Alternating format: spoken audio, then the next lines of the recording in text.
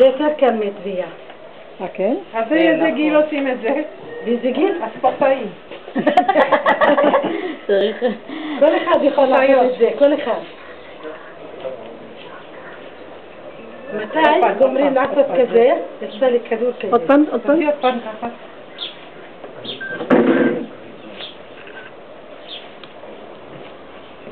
איך הכנתם את הצבע הזה?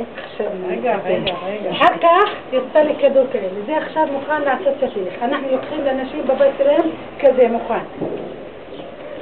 אבל זה לבן בינתיים.